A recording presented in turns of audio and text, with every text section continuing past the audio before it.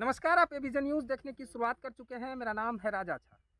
अभी हम इस वक्त इस जगह पर खड़े हैं जहां इसको देखने के लिए लोग बड़े दूर दूर से पहुंचते हैं और ये वो जगह है जो बिहार के पूर्णिया ज़िले में बसा हुआ है। इस जगह पर लोग कई जगह से देखने के लिए आते हैं, लेकिन कई बार लोग देखकर भी कुछ सोचने लगते हैं कि आखिर में इस जगह को क्यों नहीं सुंदरता यानी अच्छा बना दिया जाता है।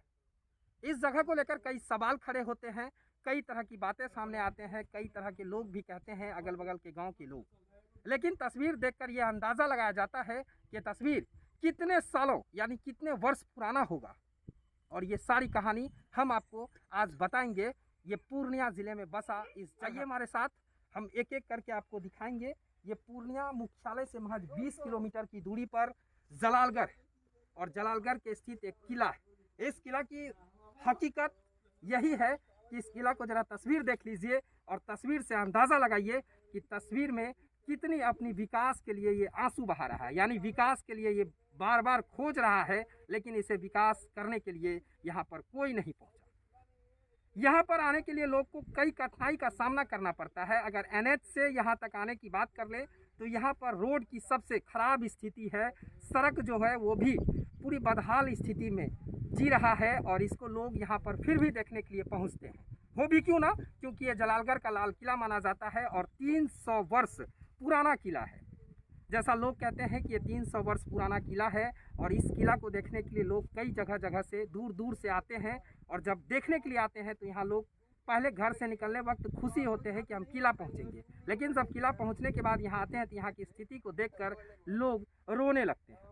हम आपको बारी बारी से तस्वीर दिखाएंगे और इसकी सच्चाई भी बताएंगे कि कहाँ की तस्वीर है और कैसे यहाँ पर सारा कुछ जो तस्वीर है। और इसकी शुरुआत जो हुई थी 300 वर्ष से लगभग पुराना, ये तस्वीर खंडर में तब्दील होता जा रहा है। कई लोग यहाँ पर भी आते हैं, लेकिन लोगों का आशा जो होता है वो पूरा ना यानी पूरी तरह से मायूस होकर चला जाता है। तस्वीर बयां कर रही है कि किस तरह से अगर ये बिहार सरकार पर्यटक घोषित कर चुका है, लेकिन इसको अभी तक जीर्णोद्धार नहीं कर चुका है। हम अपने सहयोगी से कहेंगे जरा तस्वीर दिखाइए। तस्वीर कई 300 वर्ष से पुराना ये तस्वीर है।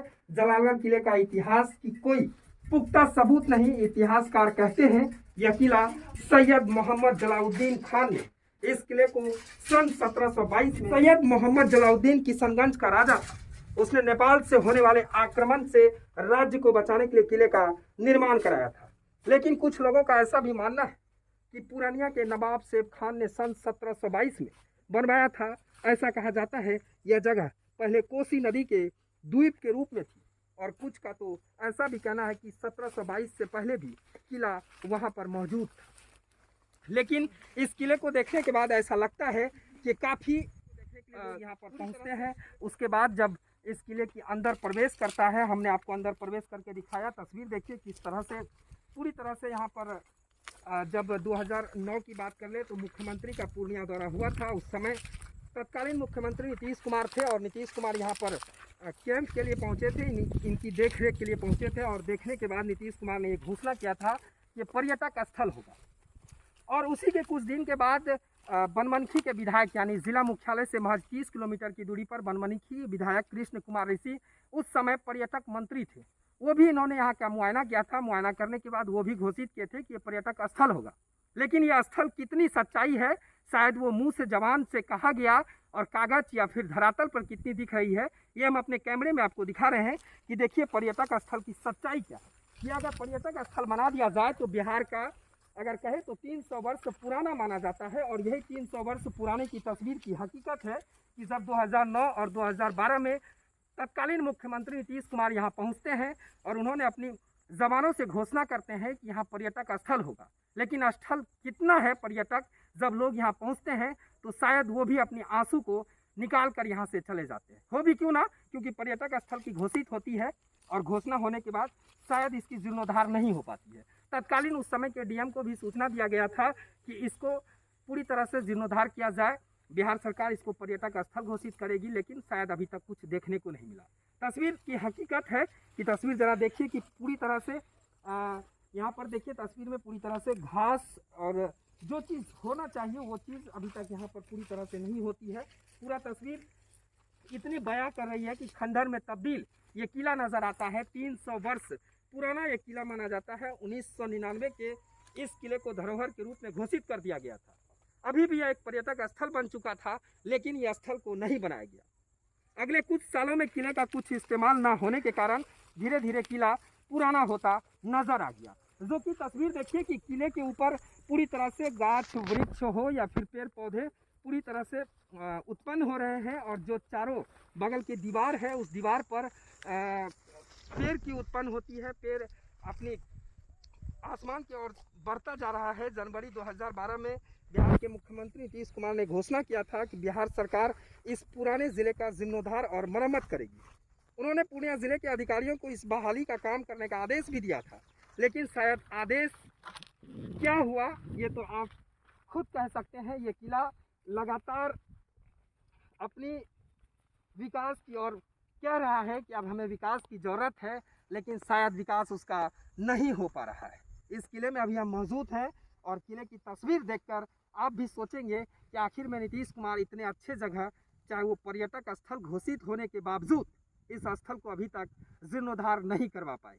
2009 से लेकर 12 तक जितने बार पूर्णिया ज़िला आए, अगर इस जगह पे वो पहुंचते थे तो इस जगह पर उनकी सबसे पहले वो जब पूरी तरह से मुआयना कर लेते थे तो तत्कालीन जब उस समय में डीएम हुआ करते थे या फिर प्रमंडलीय आयुक्त जो भी हुआ करते थे, जो पदाधिकारी, उनको आदेश देते थे कि आप इस चीज़ को पूरी तरह से पर्यटक स्थल बनाइए। लेकिन शायद वो पर्यटक स्थल नहीं बन पाया, इसीलिए आज ये पूर्णिया मुख्यालय से 20 किलोमीटर की महज दूरी पर ये किला आज खंडहर में तब्दील होता हुआ नज़र आता है।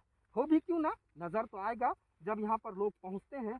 हमने भी कई लोगों से बातचीत किया, लोगों का साफ कहना था कि अगर इसको पर्यटक स्थल बना दिया जाए तो लोग बड़े दूर दूर से इस जगह पर पहुँचेंगे।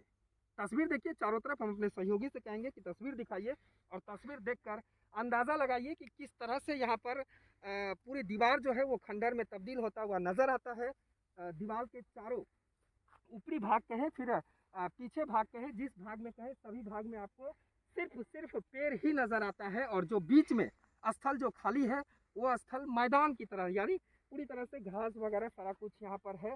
और लेकिन माना जाता है कि 300 वर्ष पुराना ये तस्वीर कई सवाल खड़ा करता है। ये सवाल खड़ा करता है कि आखिर में अगर नीतीश कुमार, चाहे फिर वो पर्यटक मंत्री हो या फिर जो भी हो, कोई पदाधिकारी, अगर इसको देख लिया जाए तो ये इतना अच्छा जगह बनेगा, और इतनी अच्छी सुंदर जगह बनने के बाद लोग यहाँ देश विदेश बाहर से लोग यहाँ पहुँचेंगे इस जगह को देखने के लिए। लेकिन शायद इसको कोई देखने वाला नहीं है। खैर, ये तो अलग चीज़ है कि इसकी पर्यटक के स्थल की घोषणा 2009, 2012 कई सालों वर्ष पुराना भी हो चुका, लेकिन ये घोषणा अभी तक शायद धरातल पर नहीं दिखा। आप लोग भी देख रहे हैं, तस्वीर देखकर अंदाज़ा लगा रहे होंगे कि किस तरह से यहाँ पर जीर्णोद्धार हुआ। शायद अभी तक इसकी जीर्णोद्धार होने की संभावना भी नहीं लगती है, क्योंकि अब दीवार जो है, चारों दीवार, वो पूरी तरह से खंडहर में तब्दील होता हुआ नज़र आता है। लोग यहाँ पर आते हैं, अपने गाय भैंस वगैरह जो भी चीज़ होती है उनको यहाँ पर रखवाली करते हैं, लेकिन देखते हैं। लेकिन यहाँ पर शायद किसी की आंखें यहाँ पर ना दिखी हो इस जगह को पर्यटक स्थल बनाने के लिए। तमाम अपडेट के लिए आप बने रहे एबीजे न्यूज़। अगर आप हमारे साथ नए हैं तो हमारे चैनल को सब्सक्राइब करें। अगर आप हमें फेसबुक पे देख रहे हैं तो फेसबुक को लाइक और शेयर करना बिल्कुल ना भूलें। धन्यवाद।